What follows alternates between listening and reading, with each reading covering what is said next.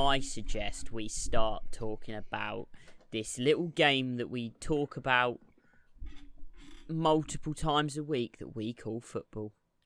Hello and welcome to the Brit Iron Podcast Week 11 preview episode. I'm your host James, and as ever I'm joined by Matt and Sam. Now before we get into things, just like to give a quick shout out to the UKTouchdown.com. And as we all know by now, as the boys know, it is a great source for college and NFL merchandise, signed merchandise in the UK. Smashing deals. I saw a Dalvin Cook one on there earlier. I was taking a stroll through the old site. Dalvin Cook, $149.99. That's not a bad price to pay, is it, for a freshly signed jersey by one of the league's kind of leading stars at the moment? So get down there, spend your hard-earned money on some pretty cool stuff. Of course, and of course that is also fully verified, so 100% legit, so you know exactly what you're getting for your money. So yeah, go check it out, guys. It's the UKTouchdown.com. Right, now into the main part of the episode, or the start of the main part, I should say, the news. So let's kick it off with a bit of quarterback news, as we normally do these days for some reason. And that is that Drew Brees is likely, or most definitely, going to miss 2 weeks of this season coming up, which means it's time for Jameis Winston to make a start in the league once again. How do you boys reckon he's going to fare? Oh, God knows. I think we've seen all different sides of Jameis. I think it was pretty scripted what we saw in that Saints game. I think they were just giving him easy sort of plays. I think it'll be very different what they come out and are doing this week after a full week of practice, knowing they're in this situation. It's an interesting game for him to get thrown straight into. In division, that rivalry between Saints and Falcons is a massive one. And for him to come straight into that as well, I think that might suit Jameis better. I think he's one of those players that his character and the way we saw some of the videos of him with the Bucs in the huddle and stuff like that, big moments, big games, maybe he leans better there. But I think the big question is, will he throw picks? Has he reined that in at all? The whole point of this move was him to be with Brees and Peyton and rein that in. And that's what we're waiting to see. Can he not throw the picks? I completely agree with Matt here. Jameis Winston's kind of a funny one, because a lot of the time when you get a quarterback who has kind of their first chance with a team, spends a couple of years somewhere, then they go somewhere else to back up, and when they do get that opportunity, there's a lot of time questions of or comparisons drawn where he was before. And they make excuses like, we didn't have the weapons there before, or the coaching there wasn't great, blah blah blah blah blah. But when you actually compare the two teams offensively, I think this year to last year, I don't think there's a massive upgrade at weapons this year with the Saints. I think he's probably taking a bit of a downgrade weapons-wise as opposed to what he had last year in Tampa. Coaching-wise, you could argue offensively, maybe you're getting a slight bump in beam, but that's two Hall of Fame coaches that you're working under. So this is really Jameis's time to come out and really see if he's been able to get rid of those interceptions. Because if he gets rid of those interceptions, he's a Pro Bowl level quarterback. But he just throws so many of them that he's really not. So really looking forward to see how he kind of comes out. And once they are kind of past that scripting stage and they're not just trying to dial up quick, easy completions for him, looking forward to see how he performs. Has that eye surgery done its job? Will he be able to see the teams in his coloured jersey this time? Fingers crossed. Oh, God, big difference that we kind of gloss over a little bit. Obviously, the weapons in terms of who's receiving the ball definitely was better with the Bucs compared to the Saints. I mean, Mike Evans, Michael Thomas, two great receivers. Then beyond that, I think there's a little bit less for the Saints. Big difference is that running back room, though. Having someone like Alvin Kamara and Latavius Murray there that take the pressure off, because they're going to do what they've been doing a lot of this season, and that's feeding Kamara. He didn't really have that with the Bucs. There was phases where some guys would look all right for a game, but not anywhere near the level of Kamara. So that takes a bit of pressure off, I think. Will help him out a bit, maybe have him ease into the game and not feel like he's got to make the stupid throws and force everything. Yeah. So, I mean, I'm torn. If he was anywhere else not in division, I'd like to see him do well. But for the Saints, no thank you. Hopefully a loss. Playoff implications. It's certainly exciting times for him. It's a name many people would have written off by this point, I think, just because of that the interceptions in the past. But, you know, he came into the game last week and he did all right. So didn't turn the ball over. Didn't turn the ball over. Yeah, I mean, that's got to be a new record for him. Yeah, yeah. I mean, that's what defines him doing all right, I guess, isn't it? Not turning the ball over. So he certainly did that last week, and you know, this Falcons defense, not Gonna great. do So it it's against a good anyone, time, yeah. It's certainly a good time. But right, let's move on to another bit of quarterback news coming out of the 49ers organization. And that is that Cole Shanahan has come out and made a public statement saying the 49ers are expecting Jimmy Garoppolo to be their starter next year. Do you guys like that for the 49ers? I just find this really interesting because if you've got a building, right, and you've got a team and you're a GM or a head coach and you've got complete and utter faith in your quarterback and there are no questions being asked as to whether he is the guy, then why do you feel the need halfway through the season to come out and say that he is the guy? If there is that amount of faith in him that he's the guy going forward, then it's, right, he's injured, he's not playing now, blah, blah, blah, blah, blah, but everyone just automatically assumes that he's going to be the guy. It's like, if Carson Wentz goes down, the last year before, there was never coming out, really, even with Foles there, everyone knew that was Carson Wentz's team going forward. But with Garoppolo, the fact that these questions are having to be asked already, still with half a season left to play effectively, that makes me think that if they get the opportunity at a free agent or the opportunity to jump up in the draft, I think they might take it. Yeah, there was all that talk, wasn't there, that they were one of the teams in for Brady in the off-season. And I think that's maybe what started this. And then there's been a couple games where he hasn't looked what we saw from him last year. And what I guess the expectation now is around Jimmy G is that he should be winning championships. And like when he left the Patriots, it was whoever gets him, you're getting a surefire thing. I think maybe, is it a system quarterback kind of situation? I think there was that question at the start and when Mullins has looked good at points. But he's also looked bad at points now. So I think it is odd that he's come out and said this. I think maybe this is him just trying to kill the conversation and say, let's move on, I'm bored of it. But it can have, everything can be twisted nowadays, like any statement in the media. So I think it can be twisted to, why does he have to make this statement? If he's your starter, everyone should know. But I guess this is maybe him, what I read it as is, stop the conversation. Jimmy G is going to be our starter next year. We'll go from there. Yeah, I suppose it could be quite annoying having to answer the same question time and time again. So it would definitely make sense from that point of view. But sports are quite fickle when it comes down to things like this. So you never know what could happen draft night. They might just flex and take quarterback, like you say, Sam. Look at the Packers are an example. Yeah, I mean, they fumbled that one away. But then again, it could fire him up next season. Who knows? Happened to Aaron Rodgers this year. So might have the same effect for the 49ers. But you never know, and if that's what you're saying, we have to believe him for now, for sure. Right, third and final piece of news is that Pro Bowl voting is now open. So for those of you listening at home, and for us as well, it's time to get your votes in. I know there's a few names that we probably all individually going to be picking, but one of interest is Ngakoue. I was going to say, we've got to talk about this. Got to be voting for Ngakoue, haven't we? Yes, of course. Jags fans on a mission to get him voted to the Pro Bowl, because if he gets in, their conditional 5th round pick becomes a 4th round pick from the Vikings. So that's a master stroke, whoever's put that into the trade agreement. It's brilliant, isn't it? I just love that. I think that's one of the best things that the NFL does, maybe better than any other sport, is the fan implications, even when it's not like necessarily voting on Pro Bowls or stuff like that, but like fans really do have sway over things, and this is just a great example of where the fans have found the loophole and someone somewhere has gone, hang about, if we can get him voted in, we're going to get a better pick. So they're not only mobilising their own fans, but they're getting in-division rivals of the Vikings to vote him in so that so they get a better pick. So I think you absolutely love to see it. There is someone in that Vikings front office that is a little bit red in the face this morning. As he was having his morning coffee and just sees that go around Twitter, he's like, just hoping no one remembers that he was like, here's how we do this bit. But I mean, it's a wild situation, but I mean, I'm happy doing it as Ravens fans, and it sounds like you guys as well, just for the bit of fun, isn't it? Yeah, it's just a storyline. Do it for the banter. Be very sorry for whatever player misses out on that kind of defensive position for Ngakoue. There will be someone somewhere who probably misses out on a considerable sum of money for not getting voted into the Pro Bowl.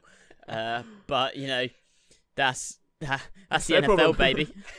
You love to see it, and of course, everything as well around the Pro Bowl. Moving on from Ngakoue is that it's not going to be happening in person this year. It's going to be a sort of an online Madden tournament situation, I think, is the news coming out, which is quite interesting, especially for the players that perhaps don't play video games or I was aren't thinking interested this. at all. Are we going to see a lot more players opting out of the Pro Bowl potentially? Are we going to maybe, if it's some of the older players that don't really play Madden, let's say if they're the age to have kids that might, are you just going to suddenly see like kids jumping on and just be like, right, my son's playing for whatever, like.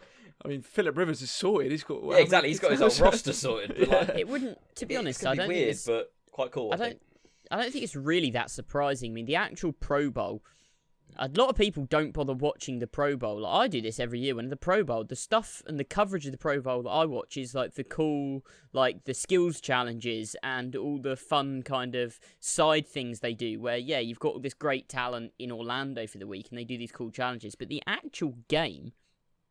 No one in the game really cares about it because none of them want to get injured before next year. It's not a live game of football. It's one of those ones where I think that you don't necessarily have to have the game to have the kind of the festival of football, which is effectively what it is. So I think this could be a nice bridging gap. I think it's probably going the way that they will get rid of the Pro Bowl as a game altogether. I still like the idea of going forward having the skills challenges and stuff like that, definitely. And a week where you get the best players together and you celebrate the best players in the game. But I don't necessarily think the game itself is the most important thing. So I'm quite excited to see how they make a Pro Bowl week happen, given the whole COVID scenario. I think it's just a great way for them to transition it. Almost because of COVID, not even worry about organising something and having to move it and change it, and you can't have players from certain, potentially, like, I don't know, certain states suddenly have more restrictions and just nightmares like that. Say, right, scrap it off, do something virtual this year. Then when we bring it back the following year, bring it back new, bring it different. Like, if they're going to make that change, almost go cold turkey on the traditional Pro Bowl for a year. And then you can kind of ease it back in and be like, right, we're just going to try this as we've already done one differently. And then the next thing you know, it's 5 years later and it's just a skills challenge. Yeah, that kind of thing. I think it's one of the things they've got to listen on because I think it's even players are like, the actual game side of it. It's like, why? It's just risk of injury. It's extra hits to the head. It's all that kind of thing. That why? For what? Like, so it's definitely moving in a modern way. Yeah, and they've potentially avoided a headache quite early here, which is quite good to see. So everyone knows what's going on from day one, I think, which is a brilliant move logistically for the league. So props to the NFL logistics department. Good job. You've got my seal of approval there. Right, let's move on to the Week 11 preview because I could talk about logistics all day. It's a passion of mine. God, you are so cool, mate. And we'll kick it off by talking about the teams that are on buys this week. So we've got the 49ers, Bears, Bills, and your Giants, Sam, all on a buy this week. So not That's playing, of course. I mean, breaking our win streak. Hitting your stride a little bit, I hate to admit it. Yeah, and this might be a good time for the Bears to have a... We're coming for those playoffs, mate.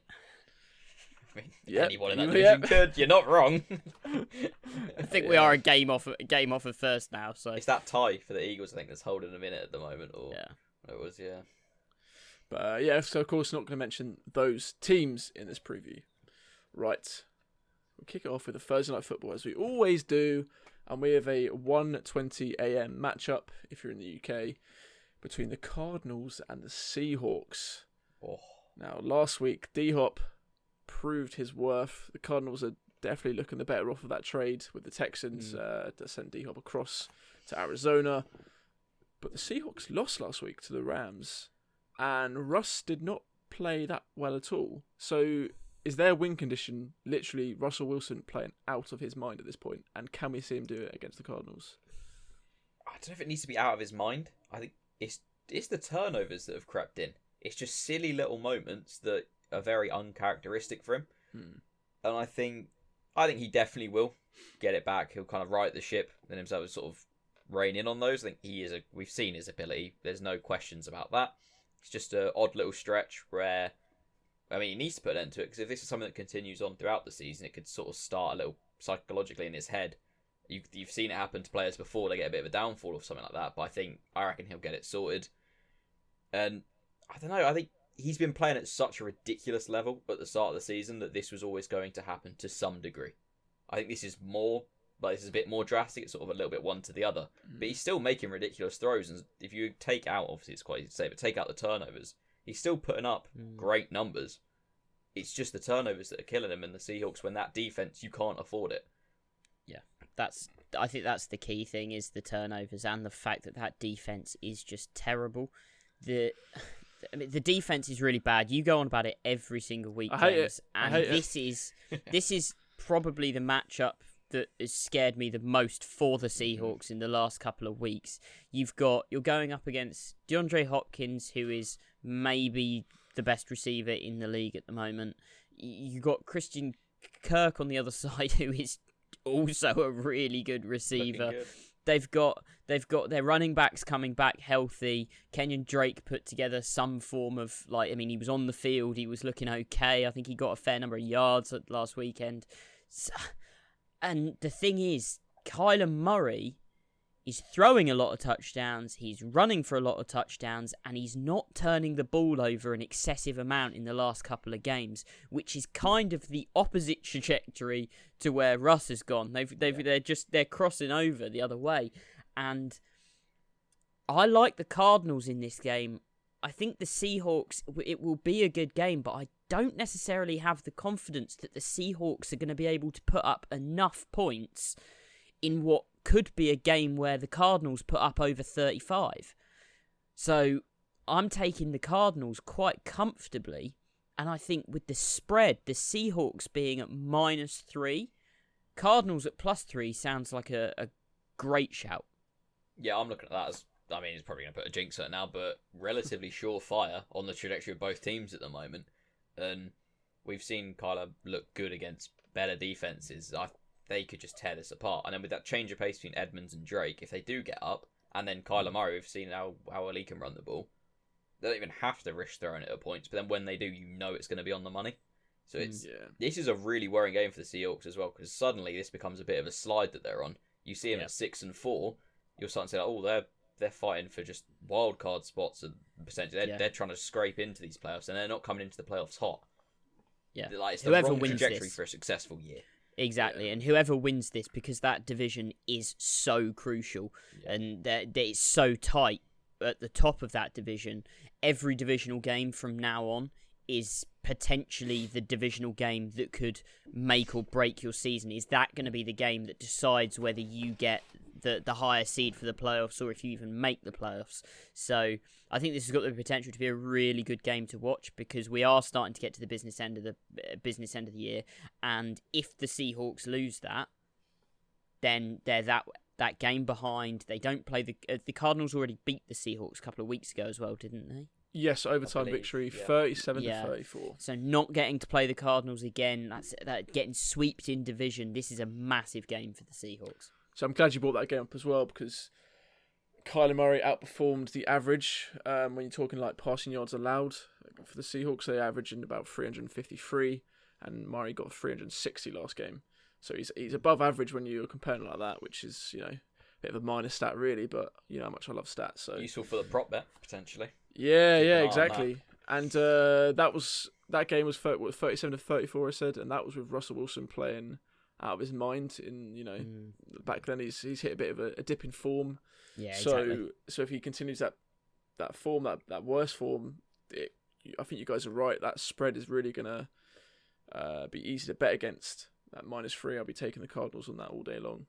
So that's my pick of for that game. And the under-over as well, 57.5, I could easily see happen in this game as well. You think that hits? Yeah, definitely. I think so. I Yeah, like yeah. that over.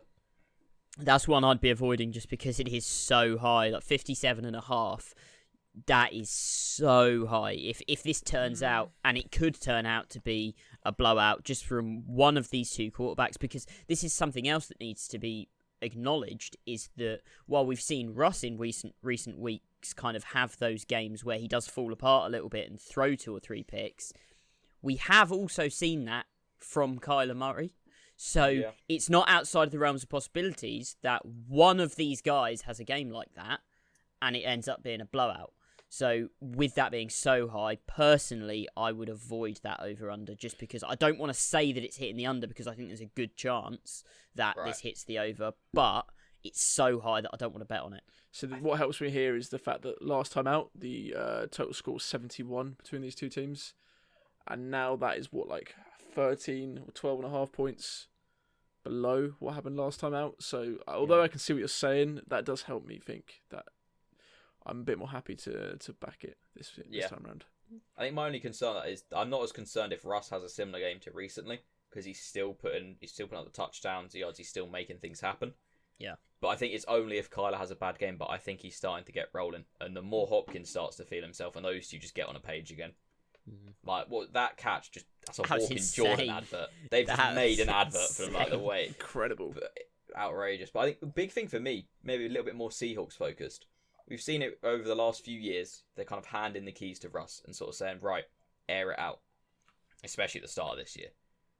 If this continues and he starts losing the ball more, are we going to see them kind of pull that back and try and say, right, we're going to try and go a little bit back more to what we used to do, rein you in a little bit again?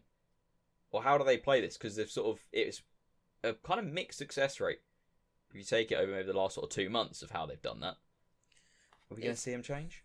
It's tricky. It's tricky because on the one sense, like you go, right, okay, we're going to let Russ have the keys and he's just going to throw us to victories.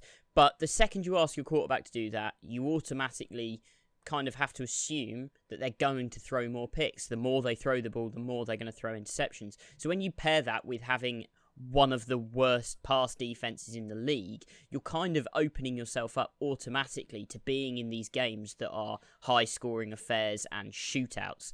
So I don't necessarily think you can always just pin the blame on, Russ threw 3 picks. Like, obviously, if he throws 3 picks, some of that's on him. But at the same time, if you're asking him to throw 40 times a game, there's going to be more picks than if you run more of a, let's say, how they used to play, which was you have a couple of dominant backs and you run the ball, and then you only throw 15 to 20 times a game.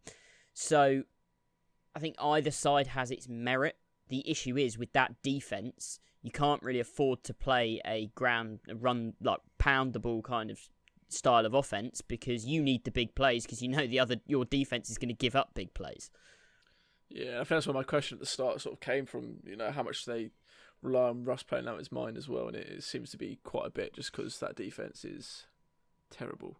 And like I said, I hate it. Yeah. I hate it with every fibre in my body. And I'm not even a Seahawks fan, so I can only imagine how they feel having that let them down a few times this season. Right, let's move things on though. We'll go to the 6 p.m. games on Sunday, and we'll start with the Falcons going in to play the Saints. And we've sort of talked a little bit about this one earlier in the news, of course, with Jameis Winston. But where do you boys have the Saints in your sort of season rankings at this point? Could they beat this Falcons team, or is this potentially a trap game? I think they get through this. I mean, obviously, look around behind me. I'm going to be biased here and be like, I want the Falcons winning this. Yeah. But I think being realistic and being objective about it, this Saints team, they are just the better team. Yeah. They don't need, as I said earlier, they don't need Jameis to come out and be incredible. They don't need him to carry this team.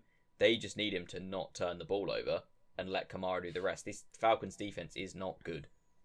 And I think it's an easier introduction to him, to playing a full game, a full start under this system.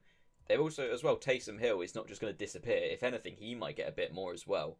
And I think you're going to see the Saints get quite tricky with how they're playing this playbook, that the Falcons at points are going to be like, what is going on here?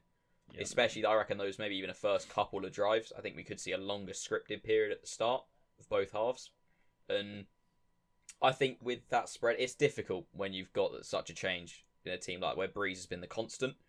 But at points this year, he hasn't looked good, and they've still managed to pull out victories. So I think this potentially, what we've seen at points from Breeze, could be somewhat, if Jameis has sorted the picks, potentially a bit of an upgrade, because they get some of the deep threat back. They can mix up what they're doing with the ball. And the defense is still that Saints defense. Nothing to change there. They're still a mean defense to play against. So I'm taking them, that spread at -7. I think if I want to build up a bit of a parlay, I'll take it.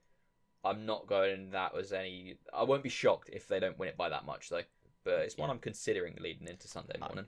I like this pick at -7. I think the Saints, their defense has quietly worked its way to being one of the better defenses in the league. I mean, you hold the Bucks to 3 points, which is really impressive given their offense. You have a good week last week. I think they only gave up 13 to the Niners, which, okay, the Niners are a beat-up team, but I mean, holding anyone to less than 14 points in the NFL is still commendable. That they've got a good defense, they've got a great run game, and the thing is that the Saints, historically over the last couple of years, Drew Brees doesn't turn the ball over a lot. He doesn't throw a lot of interceptions. When he went down last year, you got Bridgewater comes in, who doesn't throw a lot of interceptions. Now, some of that, in my opinion, has got to be the coaching. I know Bridgewater was known before as a guy who doesn't really turn the ball over, but if they can just get Jameis in that mindset of, look, don't turn the ball over, and we're not going to ask you to throw us into a victory because we don't need that. We've got a good set of backs. We've got a great defense.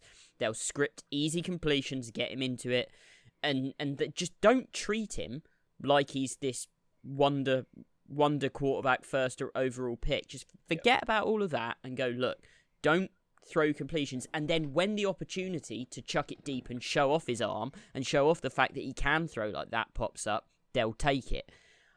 I've got a quiet confidence about Jameis Winston being able to, with the right coaching and the right philosophy around him, cut that interceptions, cut them right down. I mean, Arians was an offense that likes to chuck the ball deep and make these big plays. They don't play like that in New Orleans, and they don't need to. They're happy to take the check downs, check it down to Kamara, check it down to Thomas. So I'm not so worried. And the Falcons are just such a meh team at the moment that I don't think they've got enough to put up a fight against the Saints, especially with that Saints defense playing the way it is. Yeah, this is tricky for me. Money line, 100% Saints. Can't disagree with anything about that bit, but the spread at -7, I'm a bit nervous about. Since the interim head coach came in, Raheem Morris, they were like 3-1, I think it is. So they're starting to get a few results on the board. And Jameis Winston coming in, first start, a few question marks about that makes me nervous for some reason. I guess it's the interceptions, probably, actually. That's probably the reason. Yep, that might be the one. That's the ticket. But, yeah, that spread at -7. It's borderline for me, so I'm probably going to take the Falcons on the spread. I'm a big fan of their offense. Ooh. Yeah, I'm a big fan of the offense in Atlanta. Maybe it's because I'm a Hayden Hurst fanboy or something like that, but maybe. It certainly helps. But I think their offense is very talented, and I think they can get it done when they need to. So given their current track record, the current head coach, and question marks around Jameis, I'll probably be backing the Falcons on the spread, but definitely Saints on the money line. 100%. But let's move it on one more time to another 6 p.m. game that sees the Bengals go in to play the Washington football team. Now, no shame in defeat for the Bengals last week. Of course, lost to the Steelers. Steelers are a very good side, so it's hard to read too much into that. But is this a good chance to stack up another win against Washington, who sit at 2-7 on the season? It's not a chance. It's a lock. They win this game. Wow, okay. They win this game. The Bengals have played and beaten much better opponents so far this year. Joe Burrow is, at this point, I believe, a better quarterback than Alex Smith. Alex Smith, in fairness to him, is putting up big numbers, but he's not scoring many touchdowns and they're not winning games. The Bengals have shown against weaker defenses they can put up a lot of points, which I have faith the Bengals will do. And I think their defense is good enough that this Washington football team, they just seem to make mistakes. They fumble the ball away. They throw a silly pick here and there. And it's a team that is a way off of being really relevant. They're a couple of positions off, and I feel bad for saying it because you don't want to say, with the story of Alex Smith, you don't want to say these things. But I think realistically, Alex Smith, he isn't going to be a winning quarterback there. He'll put up numbers and he's got some weapons there, but he's not their long-term future. Joe Burrow is, and I think Joe Burrow's fired up after a loss to the Steelers. So I think he comes back, and I'm taking them comfortably, especially at +1.5. Yeah, I think this is one I'd almost maybe look for. You can get these odds adjusted. I know you can, we do it through Skylight, you can get them adjusted. I'd try and find something even more like towards the Bengals. I'm confident they take this quite comfortably. I think it's two teams on opposite sides of a rebuild. Between, obviously, Bengals 2-6-1, Washington 2-7. But they're such different teams. And I think the dressing room's going to have such different sort of vibes and feels at the moment that Washington know sort of the way that team's going. Whereas the Bengals are like, all right, it's always going to be a rough season. We're still coming off of being the first overall pick, but we're building. We're starting to get moved. We're going in the right direction. And yeah, I think Burrow just absolutely lights this up. And they take it comfortably. I mean, what is it, over under 46.5? One I'm avoiding, just because you don't really know what you're going to see in terms of the number of points thrown up on the board. I think the Bengals take it comfortably, but I don't know what I'm going to see from Washington.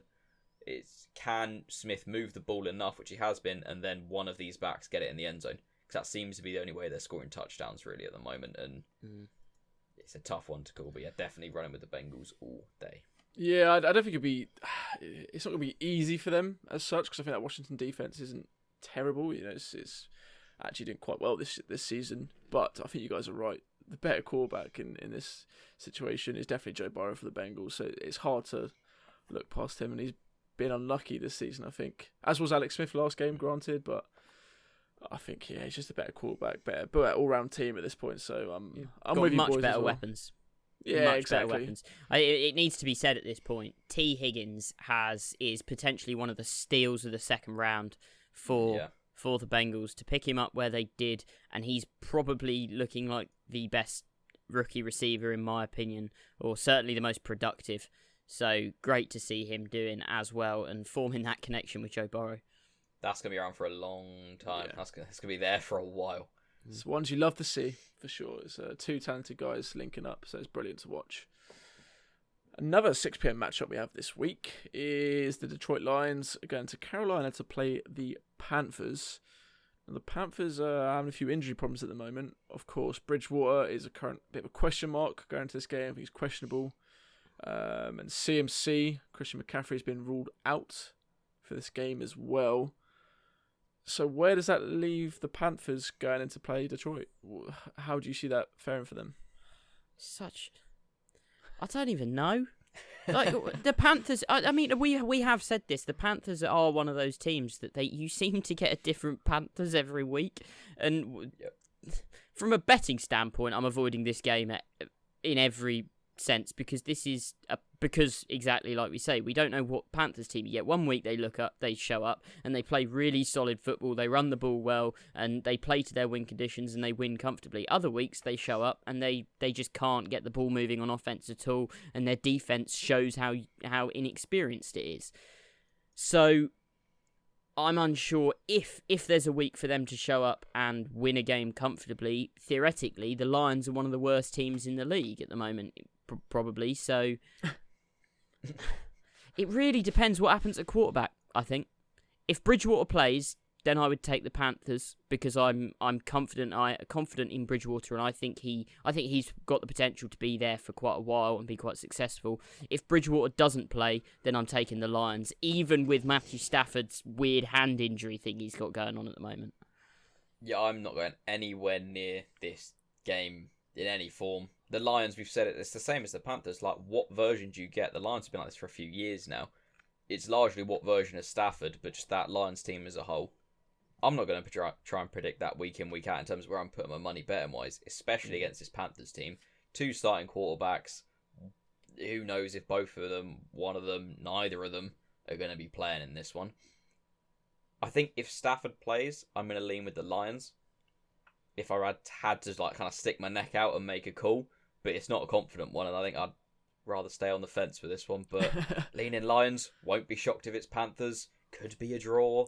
Yeah, I don't know. The one thing I would say though, I think the Panthers are in a great position in terms of where they are going forward. Like, I mean, I did mention they've got a very inexperienced defense, but they've had games where they've really played up and they've played really good defense. So if they can get that more consistent, and then I mean, even in that Buccaneers game, they were in it for a half or so, and where it seems to be where they're slipping, in my opinion, isn't actually necessarily on the quality of their play. It's their discipline. There was a swing in about a minute in that Bucs game, wasn't there, where the Bucs just flipped it on and the Panthers for a minute switched off and suddenly they're 2 scores back. And it's right, what happened there?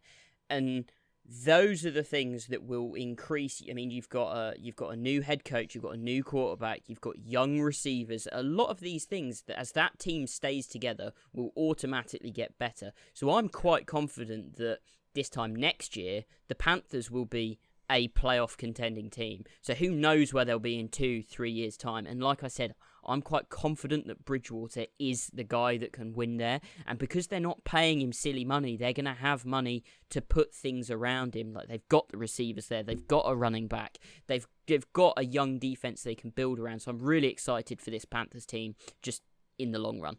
Yeah, there's a lot of potential there for sure. And good to see Teddy Bridgewater do well as well in his career, obviously, given all the injuries that have plagued him so far.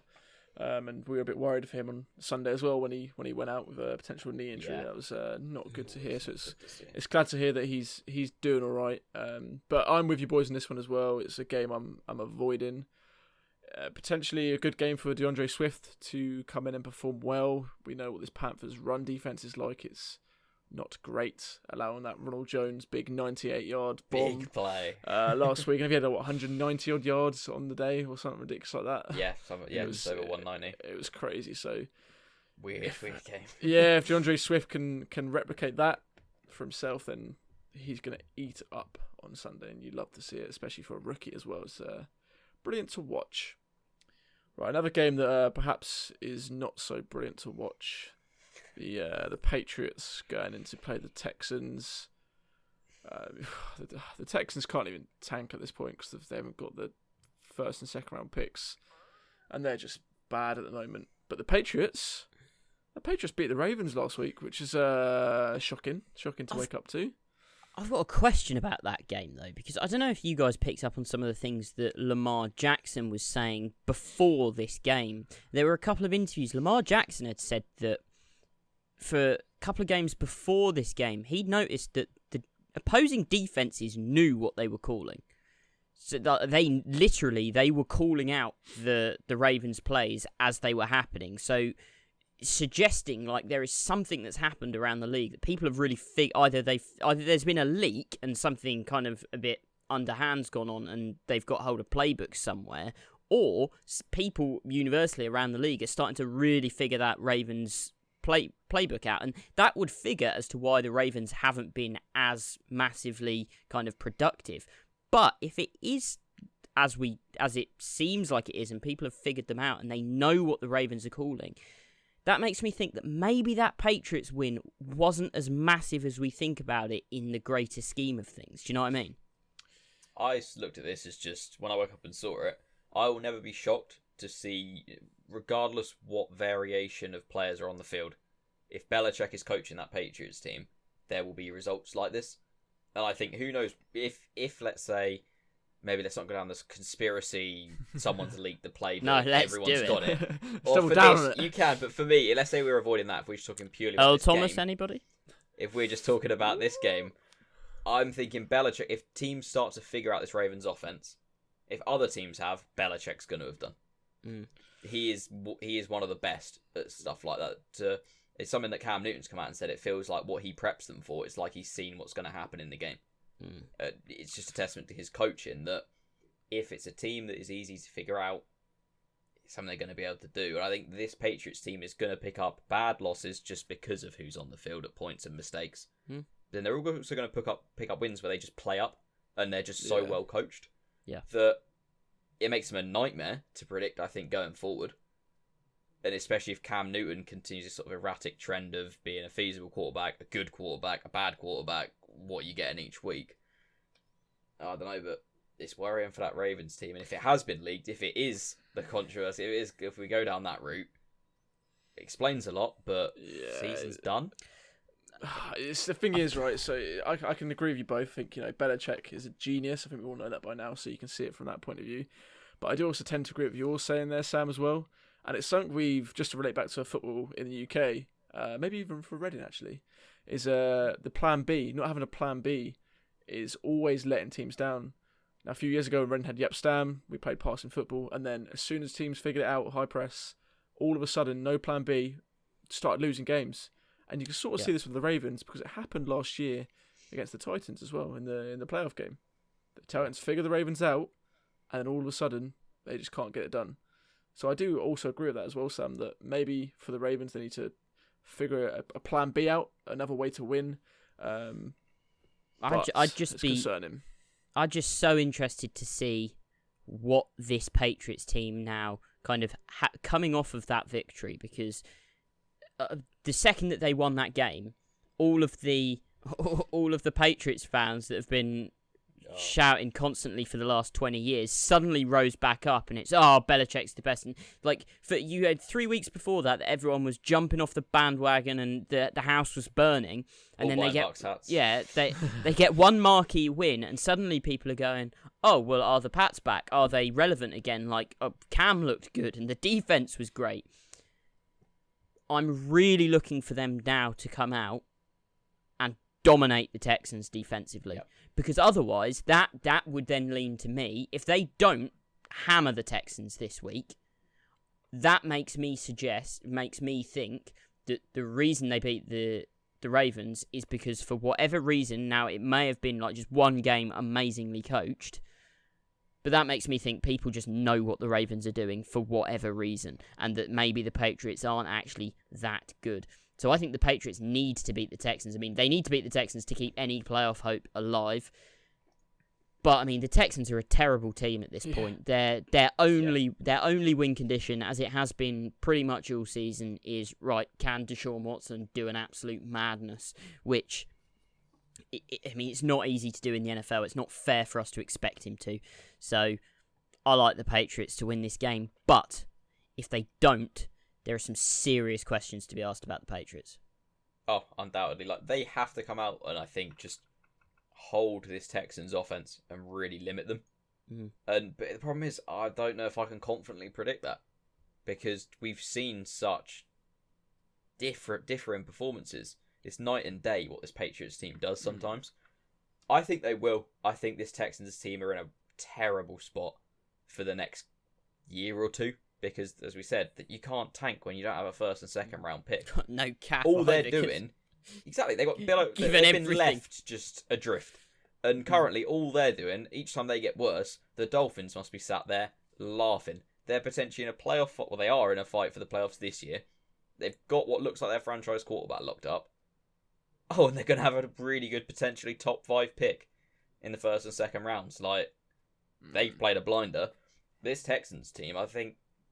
The more as well you get locker room leaders like JJ Watt starting to be like, I'm not here for a rebuild. There was all the rumors he had a blow up with Bill O'Brien. All these things that happen. Players like him doing that will just affect the rest of this roster.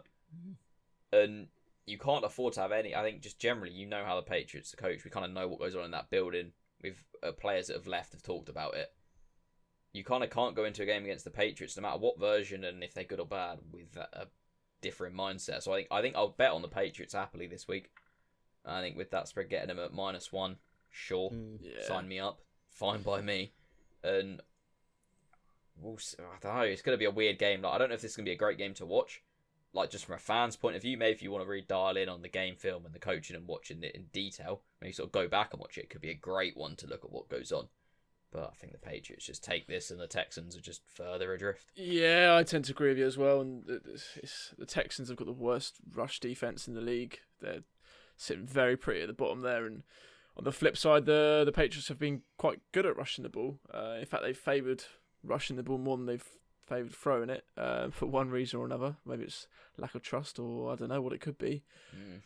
But, I mean, if they're good at rushing and the Texans are bad at rushing, defending against the rush, then you got to back the Patriots here, surely. So, yeah, -1. I really, really like the Patriots this game. So I'll be taking that as well. Definitely be taking that. Right, we've got another matchup here at 6 p.m. on Sunday. I don't know why I sound surprised. There's a few. Sees the Philadelphia Eagles going to play the Cleveland Browns. Nick Chubb, get in the bin, mate. Don't like you anymore. A lot of people don't like you. He ruined fancy players. Top football IQ. Top football IQ. Really, really smart play by Nick Chubb. Yeah. Well done. But well done, he buddy. ruined my fantasy week. He ruined a lot of people's spread bets last week as well. So yeah, he's a genius, but we also hate him for that. So. He actually won me my spread bet for that. I had the Texans at +4, so thank you very much, Job. Yeah, I mean, speaking of gambling and this game, I'm not going near this. This Really? Browns team. No, The fact, for me, Browns Against- Eagles, you've just had Browns Texans where you think Browns are going to roll this. They get up early, they've got the backs, they move on through. But it was a high spread. I think the Browns here at -2. I mean, that's effectively a money line bet at that point. And the Eagles are terrible. I think the Cleveland Browns have the Eagles have better positions. They just, across the board, they've got the better player at almost every position. Their O-line is better because it's healthy. I think Baker is actually having a better season than Wentz. So there's the argument to say that Baker's better than Wentz at this point. I mean, receiver, questionable. There was talks, did you mention Jeffrey is back practicing? So Alshon Jeffrey might be back? He was sort of sniffing around last week, and then, should be back. So with Alshon Jeffrey back and Jalen Reagor, that levels the playing field at wide receiver. But at running back, they've got a great running back core in Cleveland. Obviously, the Eagles running back isn't bad in Sanders, but he looked good at the weekend coming back flying. Browns' defense is really good. When you match that up against a quarterback who is not having a good year and is throwing a lot of picks, I don't see how the Browns don't win this game. No, I think I'd agree that if I'm picking a team to win, I think the Browns should. And not going to argue that. I just mean from a betting point of view, after they come out and kind of stutter offensively against the Texans, I don't really want to be putting money on any aspect of this game just until we kind of know what's coming out. Because we've seen it at points still with this Browns team. A few silly picks from Baker. All it takes is for Wentz to actually switch on for a day.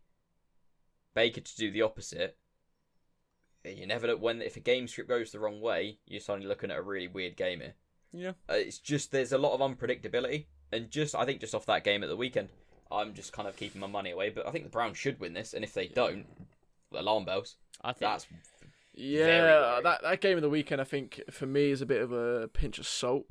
And at risk of sounding like Ty from Arsenal Fan TV, the weather that day was a bit suspect. I think we'll remember, very windy, very rainy. So to only score 10 points, I don't think is a fair assessment on the Browns as a team necessarily. Although I do see what you're saying there, Matt, because it's, you should be at least cleaning up that game a bit more convincingly. But yeah, I mean, Cleveland going into this game, I can't not back them.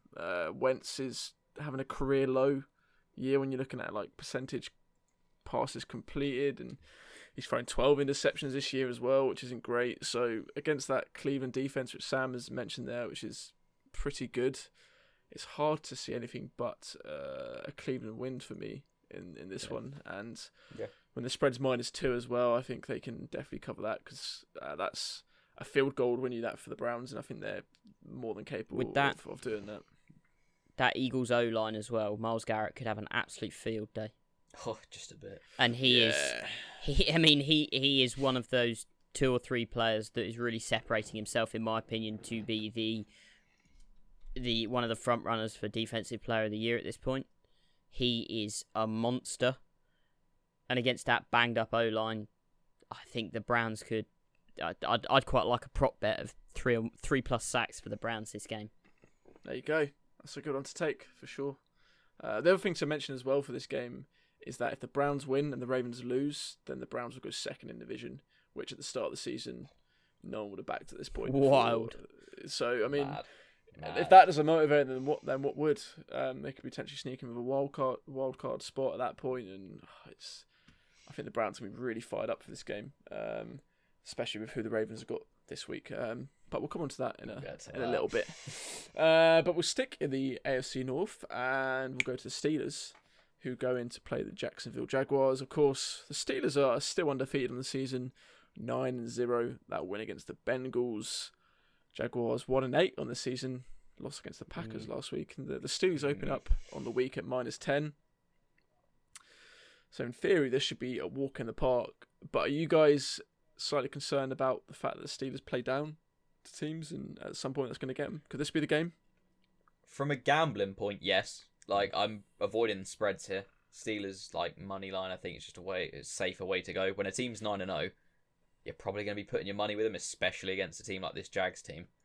And for a young quarterback, I don't know, is Minshew going to be back? Is it going to be Luton? Is either going to be able to deal or do anything really against this Steelers monster of a defense? I don't really want to put my money with that. I'm avoiding the spread, but I think the Steelers take this comfortably and just keep rolling. Some people are like, oh, it's a trap game when it's such a swing between teams, and the Steelers play down, but they get it done. Yeah. Like, they're winning ugly sometimes. Who cares? They're winning. That's the important part of that sentence. So roll with the Steelers for me. Money line. Steelers are going to win the game. They're the much better team. The Jags are in free fall, really. They don't really know what they're doing at all sorts of different positions. There's so many questions around that team. The interesting thing for me with the Steelers is going to be, and just going forward, is that run game. That the Steelers don't have any faith in their run game, I don't think. Mike Tomlin came out a couple of days ago and he made a point basically saying that their run game isn't up to scratch, is not what they need it to be. Now, when you've got the head coach coming out and publicly stating what a number of people have kind of questioned for the last couple of weeks, that confirms they don't have faith in their backs, I don't think, which I think is why I don't like betting on the spread, because, I mean, if they get 10 points up, that's when you want a team to just be able to bury the game. Like, run the ball, run the ball, run the ball. Now, the Steelers aren't going to do that because I don't think they've got the faith in their backs to do that. So they're going to throw the ball a lot, which is going to lead to more interceptions and weird plays and the such. So I agree with Matt, not necessarily taking them on the spread.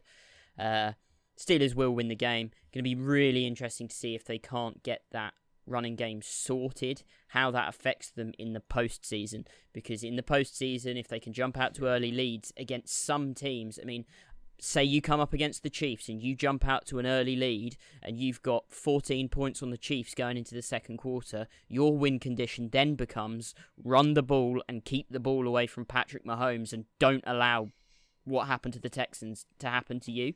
So if they can't get that running game there, that could become a real issue when it gets to the real business end of the season. Yeah, it's definitely a concern, for sure. I think you put it very well there, Sam. But yeah, this game for me, I have alluded to there, teams, Steelers playing down to teams. Eventually, I think it will get them this season, but it's definitely not going to be this game. I think that Steelers defense is just too good. I think they leads the league in sacks. That was a bit of a tongue twister at 36. Easy for you to say. So, yeah, I think against a rookie quarterback or even Gardner Minshew, I think they're just going to eat up on defense. So it's a bit concerning for the Jaguars. But, yeah, definitely Steelers money line and spread. I'm hesitant as well, just for the facts that you boys have mentioned there. Also, right, we have one final 6 p.m. game happening on Sunday. And it is, of course, the Ravens hosting the Tennessee Titans. It's a repeat of last year's playoff matchup game, which, of course, the Ravens lost and Derrick Henry just tore us to shreds. And we sort of alluded to it earlier when we were talking about the Patriots preview part, about this Ravens team not really performing that well the last few weeks of this season. Should I be concerned for the rest of the season for the Ravens? I would be nervous. It's the rest of the season. It's so hard to say if they can kind of twist a little bit on offense. Maybe, I mean, the receivers want the ball. I think Lamar probably wants to get a bit of use out of that arm. Try and do something different, and just kind of shake it up a bit. Try and find that plan B. But for this matchup, we spoke about it, that the Titans were one of the first teams to just shut them down and kind of show this is how you beat the Ravens. Coming off the back of that Patriots game, there is probably so many, outside of the Steelers, just any other team than the Titans for them right now, I'd imagine. If you're thinking people have figured us out, you don't want to play the team that originally figured you out. Yeah. When you've got all that pressure on you on a short week as well. It's a tough spot for your Ravens to be in. Yeah. And I mean, that spread, -6.5 on the side of the Ravens. Oh, that's going to be... I think this comes down to a field goal. I think this is going to be a tight game. I think that you will get it rolling a bit. The Titans have been playing down. The Titans are a weird team at the moment. You don't really know what you're going to get sort of out of them on that offense. I think I'm going to say the Titans take it, but it's a tough one for me. I think where they're going and where these two teams are at, I think the mental game is going to be on the side of the Titans. I think all it takes is Derrick Henry to break off a couple early runs, or just to maybe come out, start the second half, a big run, just something that gets in the head of these Ravens players. And if all they're hearing from the offense is they know what we're doing before we do it, and you've got a team that can be whatever coach you want, almost trying to reset that mindset on the field, it's going to take a lot. Yeah. So I'm thinking Titans just win the mental game here, but this is too good. This could be an AFC Championship game. Oh, I don't think it can. I'm saying in terms of the teams before the season, you would have said this could be that. It could be, and this is with what these teams are. This is a game that maybe 11 weeks ago we'd say, oh, it's a potential AFC Championship preview. But I think realistically, when we look at where the teams are now, the Titans, I don't think are anywhere near what we thought they were going to be. They've come off of two losses out of the last 3 weeks. They got beat quite handily by the Colts, who maybe are a bit better than some people are giving them credit for, but Definitely. The Colts have still got quite obvious shortcomings. That's a big loss in division. Okay, they get a win against the Bears, but I'm not giving them any credit for beating the Bears. The Bears are a very meh team. And then they lost to the Bengals the week before, so I don't necessarily think that the Titans are what we might have thought the Titans were at the start of the season. Now, from the flip side, I don't think the Ravens are what we thought they are. No, not at all. They're coming out, and you've got Lamar Jackson saying before the Patriots game even, that opposing teams know what they're calling. And it's not in like a way that sometimes when you get a really confident team that come out, they'll be like, yeah, they know what we're calling, but they still can't stop us. It's Lamar Jackson's coming out going, no, they know what we're doing and they're stopping us. Now, fairness to the Ravens, they're still putting up 20 plus points a game. So if they're, for whatever they're doing is working to an extent, but they're clearly not the same team they were.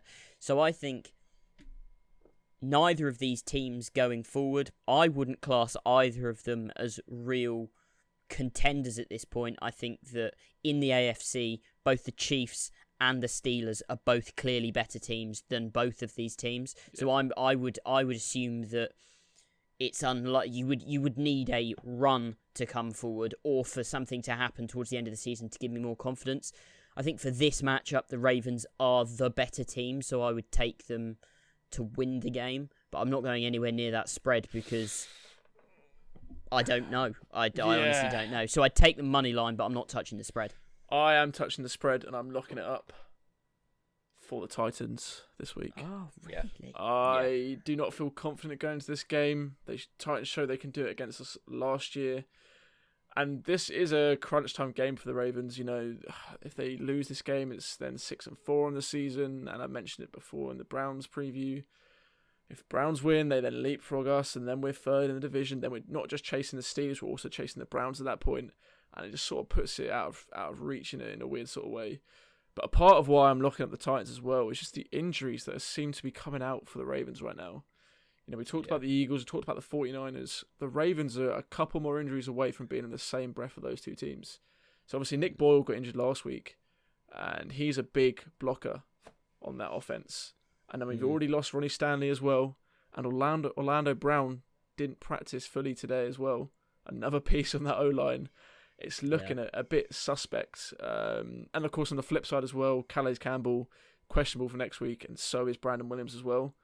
So the main piece is just being gutted. So this game, you could really see Derrick Henry just eating up once again.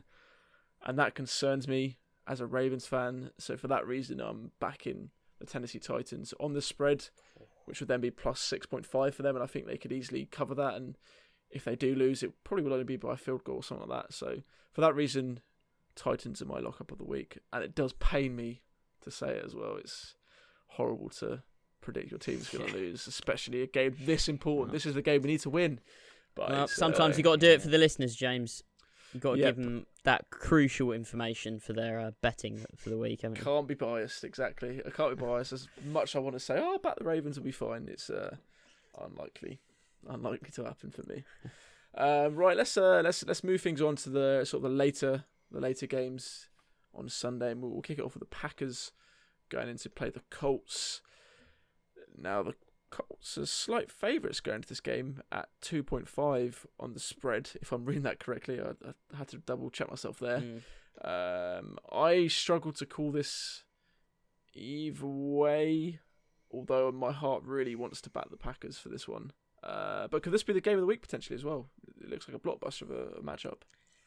I'm seeing this maybe not in terms of score and highlights, but I think this is a game of the week just in terms of the spot these two teams are at. There's questions around both of them. The Colts are playing at a better level than we expected, and they're actually my lock of the week. Ooh. Going into this, we've seen good defenses shake this Packers team up. It's pretty clear what you have to do. If just don't let Devontae Adams be Devontae Adams and just get Rodgers. He's normally one of the best out of the pocket, but if you can start getting to him and get him back there, it seems to go a little bit wrong for him. If you can get that pressure on him. And I think the Colts have got the ability in that defense to get it done. And Rivers doesn't look great at points, but the backs are just putting in the work and kind of covering for him, I think. Nyheim Hines, he looks like an elite back at points in that backfield. I don't necessarily think he's not in that group, but he plays up to it sometimes and he looks it. And they've got enough depth there as well to run the ball heavily if they need to. It's one of those games, if they can come out, defense punch this Packers offense in the mouth and slow them down, and just the Colts hold the ball, do what they need to keep that Packers offense off the field. Yeah. I could see him getting this done. Yeah, I think I agree with you. I want to lean Packers because I think the Packers are a really good team. I think Aaron Rodgers is playing outrageous, and him and Devontae Adams has really put himself up there, in my opinion, as one of maybe the two best receivers in the league. He's really up there with D-Hop at the moment. But the Colts just feel like a bit more of a complete team. And that O-line is just nasty. The O-line is so good, and it just means that they've got a stable of running backs that can get the job done. And they're on a streak. They're winning games. Massive win against the Titans last week, in a real convincing fashion. So I am taking the Colts, but I'm not taking them with the spread. I'd take the Packers. I'd take the Packers with the spread because I'd be more comfortable at +3. But I think money line, I'd probably take the Colts. Yeah, that lock is money line, not with that spread. I'm glad you can't afford to give the Packers any points. Yeah, legit. So yeah, this game is killing me to try call. I'm sat on the fence and hear you guys talking. I go one way, then a minute later I'm going the other way. So I'm sitting well away from this. This Colts pass defense is really good, but so is Aaron Rodgers. So it's just can't Aaron Rodgers is really good. It's like the Packers. Between a rock and a hard place. I don't think I need to say much more on it. I just can't decide where to go. So I'll let you boys do what you want to do, and I'll just sit there comfortably knowing that I haven't got a piece betting wise in this game because it's just a scary one for me to call. Right, let's move on to a very scary team right now.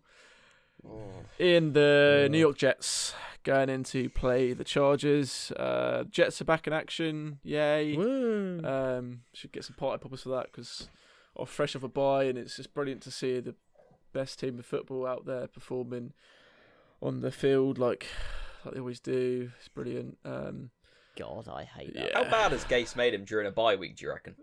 It's probably more time they're to probably focus a on bit bad better. coaching. They're probably a little bit better because they've got a bit of time away from Gase. Yeah, it's true. Or he just had switch round to Perine, just gonna line up at quarterback. Sam Darnold will go running back, and I don't think Perriman will be Darnold's somewhere. not going to play.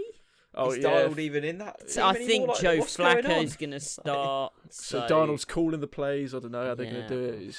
It's just Darnold's begging his agent, get me out of here this offseason. I will go be a backup anywhere else. It's just painful to talk about. Chargers going to win the game.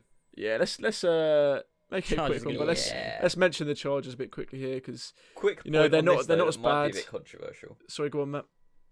Chargers win. But if I'm taking a spread, I'm looking towards the Jets potentially because the Chargers... I agree. The games are so close. I don't see the Chargers winning by 8 points. I don't want to put money on the Jets, but it's a quite inviting spread when you consider what this Chargers team are. I mean, who knows? Maybe Justin Herbert and his new trim's going to come out and he's shaved the head. He's gone a little bit buzz cut with it and he's just going to be all business now.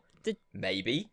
But at the same time, I don't know. The Jets I don't like this. The Jets defensively as well haven't been god awful this year. Like, they've given up a lot of points, but that's because they're on the field so much, because the offense can literally do nothing. Like, the offense can't move, so, like, you can have a good defense, but if they're on the field for 40 minutes a game, they're going to give up loads of points because they're knackered. So, I mean, there have been games where the Jets' defense has looked okay. So when you pair that against a gunslinging rookie quarterback who throws quite a few picks, that does present an opportunity, at least, to keep it within a score. Yeah. Oh, God, yeah. It's just painful at this point, isn't it? I mean, one good thing for the Jets, perhaps, is if Flacco starts, he looks like he's got some form of connection with Perriman, which has obviously come from their days in Baltimore, but that is if you really... Did it? I never saw that in Baltimore. Yeah, I wouldn't call it a connection. Yeah, I'm not saying connection on the field, I'm just talking maybe they played with each other before, so maybe they could... They're a bit more used to each other, I don't know, but it's touching at straws. Yeah, I think I really am. I'm trying not to be too negative for the Jets because I opened it up pretty negative. I'm trying to claw it back a little bit, but you're going to have a high draft pick, Jets fans, so... You're going to ruin another quarterback. Yeah, it's issues are just plaguing you right now for the Jets team, but yeah, let's move it on because I think we've said enough right now about the Jets, and we'll go into the Dolphins playing the Broncos. Of course, that is in Denver. Do you know, Tua is looking better and better. He's finding it easy. Yeah, Apparently, that's his quote. And I mean, he did beat the Chargers last week, so maybe he can keep it rolling against this Broncos team who just lost to the Raiders quite comfortably. Definitely. I think. Definitely. Yeah. They've got a really good defense. Tua's looking good, and the thing is, this Broncos team is not what we thought they were going to be. Drew Lock is being supposedly hampered with not broken ribs, but really badly bruised. So I don't even know if he's definitely going to play. Even if he does, I don't like his chances against what is a really stout Miami defense. I think for the Broncos at this point, this is a make sure you don't get Drew Lock beat up too much or hurt too badly. Make sure he can actually have whatever the offseason look like, full offseason, almost write this season off. Get an alright draft pick, somewhere you can fill needs, get some more weapons or pieces in that team, and then just kind of move on and go back to next season and kind of we'll go back to how we felt about them of there is still potential in this team. Get everyone out there healthy, completely different team potentially, and almost just forget. Like I think a lot of people will be 2020 really happened. Just kind of move on from it, forget this season, go right, let's have Drew Lock healthy the whole time. Let's not be plagued by injuries. Maybe strengthen the O-line a bit. See what we've actually got. Whereas the Dolphins are like, right, we want to remember 2020 because we've made this our year. We're relevant now. Yeah. Like, you wouldn't have thought that 4 weeks ago, but the run they're on, they're hitting form at the right time. You've got to be on form going into the playoffs if you're going to make any kind of a run. That Cinderella-style story, you can't do it off of a losing end to a season. So they're putting themselves in the right place. Tua's hit the ground running. And, I mean, the running backs as well, they seem to be able to just make, like, different names work in there and kind of complement Tua and get it done. Like, no one would have really thought a lot of Gaskin coming into this season. I'm not sure what the guy's name was this weekend. Salvon Ahmed. That's the one. Thank you. I was like, I remember I saw him got a touchdown. I was like, where's he on the depth chart? But he's playing the whole game. I was like, who's this? But he's going off. And they're making players work in those situations, and they're a good team. The word contender? They're a good team. I don't think we can call them not for the Super Bowl, but I mean for like are they a serious? They're a playoff contender. They are a playoff contender. And in this division, yeah, and inconsistent Bills. Tua's playing well. The thing that the Dolphins are going to have to contend with, and a lot of people won't necessarily want to hear me say it, but Tua is a rookie. At some point, it's going to slip. No one comes into the league and just plays at like Pro Bowl level and takes a team to the playoffs and wins a bunch of playoff games. At some point, something's going to happen that you have that to bring you down to earth. Oh yeah, he is still just a rookie. So, I mean, I'm wary of that, but the defense for this team is really good. And everything else around the team, the tight ends, they're really strong at tight end. Mike Gesicki's had quite a good season, like a really good season. That kind of year that people have been expecting from Gesicki for 2 or 3 years now, and now he's finally just come out and done it. So, really like this Dolphins team. Really like the fact that they're going to still have high draft picks from the Texans. Yeah. They're in a great spot, and the fact that they're contending this year just makes it so exciting for the next couple of years for Miami. Yeah, the only way I can see the Broncos putting up a fight here is through the run game. I know Sammy said that the Dolphins' defense is pretty good. The rush defense, though, for me is a bit lacking. I think they're about 10th worst in the league for like rushing yards allowed. So if the Broncos can get Melvin Gordon and Phillip Lindsay going, which they're likely to do just because of that Drew Lock situation, the injury, the ribs, whatever's going on down there. So if they can get the run game going, then maybe that's their path to success. But even then, you just can't look past the Dolphins team for all the reasons you boys just mentioned. So you know what, I'm happy to take the Dolphins going into this game for sure. Right, another game where QB injuries are a thing that's happened to them is the Cowboys playing the Vikings. Now, Andy Dalton is going to be back for this game. Yeah. Does that change your outlook for the Cowboys, or would you still be back in the Vikings here? It does.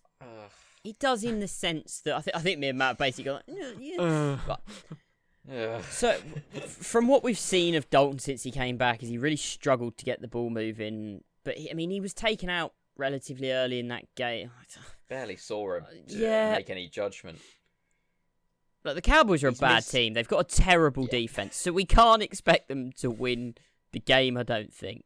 But their offensive weapons are really good. Dak Prescott is not necessarily the kind of quarterback that you would automatically assume is a big yardage thrower, right? But last season, and to start this year, he's throwing a lot of yards because, granted, he's got better and he's a good quarterback, but he's also just got amazing weapons like Amari Cooper, Michael Gallup. You've got Zeke in the backfield. You add in CeeDee Lamb this year. They've got such great weapons that quarterbacks, it's just a great spot for a quarterback to come in and put up big numbers. We know Dalton can do it, so it's just whether if they can find a groove and get things to connect, which I think they can, but I still don't think they win the game. I feel like with Dalton as well, I'm not really going to be judging him off this game. It's still a question mark overhanging it. I think he will if they can put him out there. It just makes sense, just on the experience side, but he's not going to have had a ton of practice with his team still.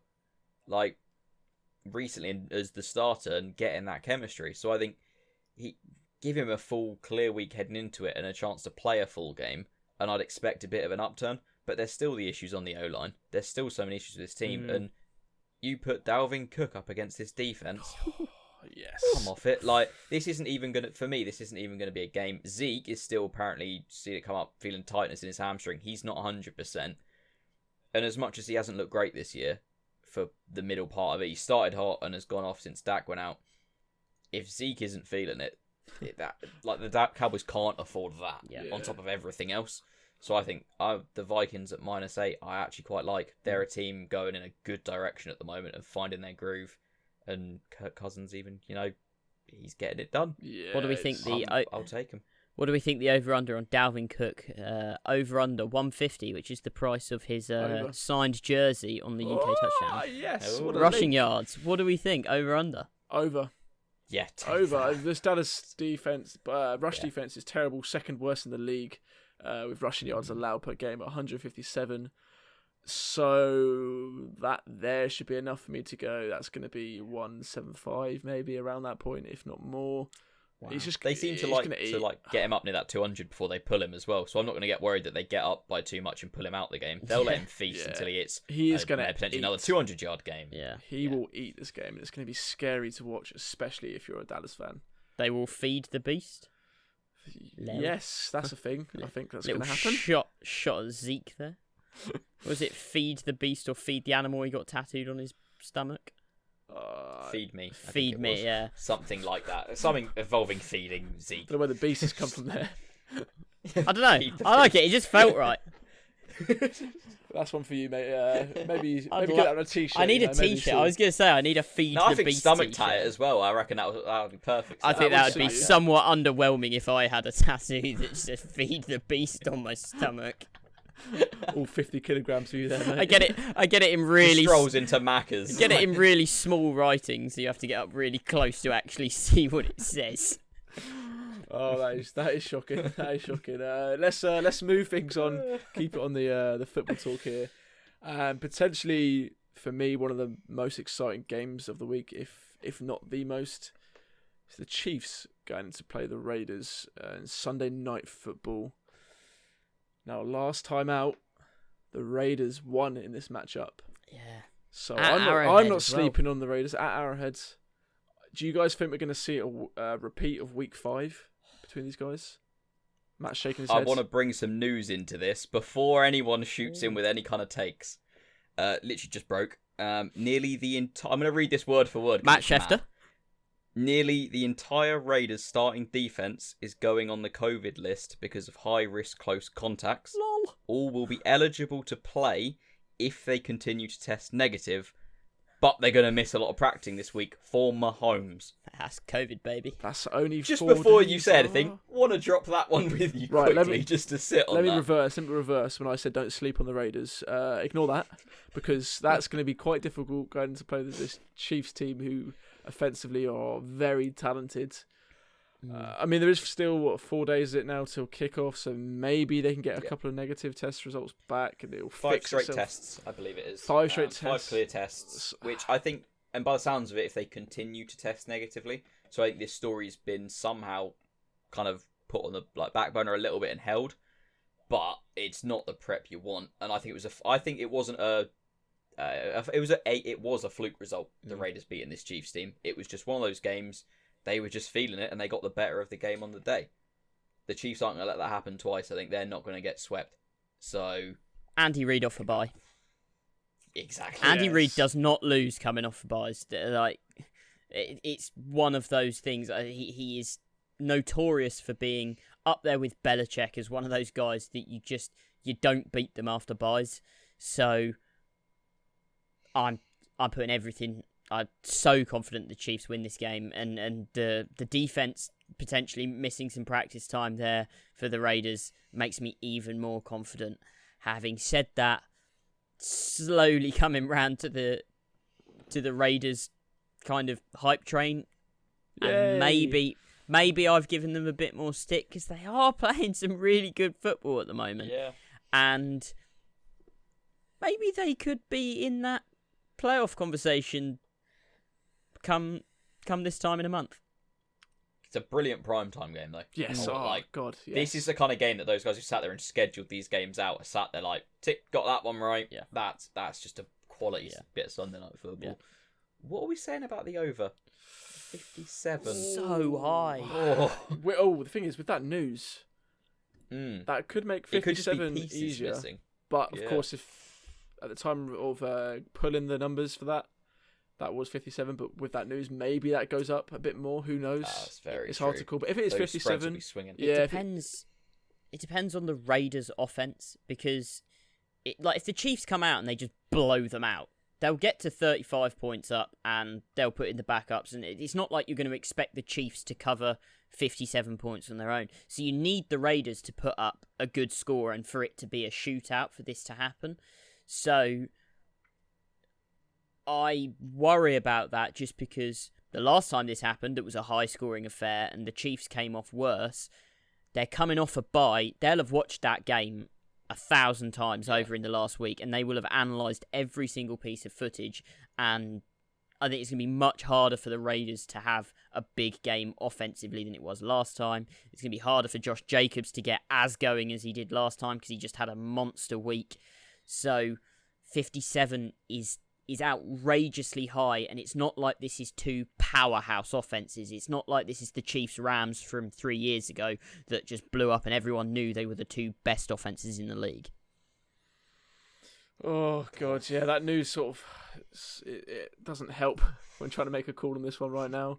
Because before I would have said, Raiders can keep up here and stay in the game, but if they are missing time, then yeah, I think I think it's getting a bit risky to make that call. So as it stands right now with that news, I'm backing the Chiefs on the spread, but that will come down to Sunday morning. I think see what the spread's at. Yeah, it's going to switch. If that does go wrong and they're all missing, this spread and this and that, the numbers are going to fly about. So I think hold fire on this one till you know what the news is. Yeah, and just on that under-over as well, last time these guys played, it was 72 points total. So even more so for me, similar to the team we spoke about earlier, I can't remember exactly who it was. It's another matchup that's happened before and a lot of points got scored prior, so which could be why the under-over is quite high again, but for that reason I'm quite happy to take it as well. But let's move on to the final game of the week. It's a Monday Night Football matchup between the Rams and the Buccaneers. Matt's Buccaneers. And, the Rams proved they can shut down Russ last week against the Seahawks, where they got the win. Could they do the same defensively against this Buccaneers team? Are you concerned at all, Matt? The biggest thing with this, if this was a 6 o'clock game, I'd feel so much better about it. The fact it's prime time and we seem to be literally scared of the dark is the only way I could work. Like they're talking about, I think Friday and Saturday, I believe it is. The plan is to flip the times, practice late, practice ready for that prime time window. So hold practices once it's gotten dark, to get their body used to that, playing at that time. I don't know. They're trying something different. I like it. Give it a go. When you're playing on the Monday, you can play around with the week a bit more. But it's worrying because we've looked so much worse in these games when you put us in prime time. I don't know if it's because there's a bulk of this roster that just isn't used to getting that kind of attention and being in those kind of games. Is it just us getting out coached? Who knows? But this is a game where we have to win this one to have one, keep the playoff hopes alive and the division to win it to keep up with the Saints, because I think they get a win here. And just to keep it being taken seriously as we're a contender for this, because if we keep losing against the big teams and the good teams in the league, you're not going to win anything because you've got to beat them to get there. And this Rams team they're playing well this year, and that defense, especially when you've got Aaron Donald coming at you, as good as it gets potentially from that position. Goff on his day, he is a great quarterback. So everyone's got to show up and do their job. You can't be giving away penalties. Best thing is what we talked about Rojo earlier. Got the run game going, had a monster game, got that confidence going for himself. Wasn't benched by Arian when he fumbled it early, which I was very surprised by. That is, I think, a bit of a win condition for us here, because Brady's shown he can still light it up. Rojo needs to perform. This running back core needs to do their jobs. And then potentially we've got a shot. But it's a tough game. This Rams is not an easy team to beat. You see, I think this Rams offense is really flawed. Like they struggled to move the ball on the Seahawks. They weren't taking the top off, and they didn't come out and look amazing offensively against a bad Seahawks defense. The Rams defense is great. It is really good, and it shut down Russ, and they've got really good cornerbacks, and they've got a good defensive line. I think the Rams can hang with anyone defensively.